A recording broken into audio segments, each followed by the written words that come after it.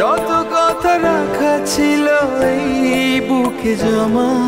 প্রিয়তমা সিনেমার মাধ্যমে নিজেকে নতুন করে দর্শকদের সামনে উপস্থাপন করেছেন শাকিব খান। অন্যদিকে ইধিকা পালের বড় পর্দায় ক্যারিয়ার শুরু হয়েছে ছবিটি দিয়ে। এরপর দুজনেই ব্যস্ত, তবে আলাদাভাবে। এখন থেকে পুরো দেশকে তুফানের হাতে তুলিয়া দেবে। তুমি কোন শহরের মাইয়া গো লাগে উড়াধুরা। চারদিকে এখন চলছে তুফান ঝড়, যেটি আসছে ঈদে প্রেক্ষাগৃহে মুক্তি পেতে যাচ্ছে। এরই মধ্যেই খবর, নতুন সিনেমার শুটিং শুরু করতে যাচ্ছেন ঢাকাই সিনেমার শীর্ষ নায়ক শাকিব খান। নতুন এই সিনেমাটির নাম বরবাদ।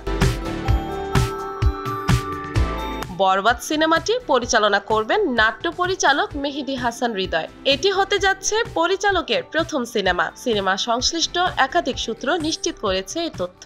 সিনেমাটিতে ফের শাকিব খানের নায়িকা হতে যাচ্ছেন ইধিকা পাল। সিনেমাটির সঙ্গে সংশ্লিষ্ট একাধিক সূত্রে এই তথ্য নিশ্চিত হয়ে গেছে। সূত্রগুলোর দাবি, সেপ্টেম্বর থেকে ভারতের রামোজি ফিল্ম সিটিতে শুরু হবে শুটিং। শাকিব ইধিকা ছাড়াও সিনেমাটির একটি গুরুত্বপূর্ণ চরিত্রে কাজ করছেন মিশা সওদাগর।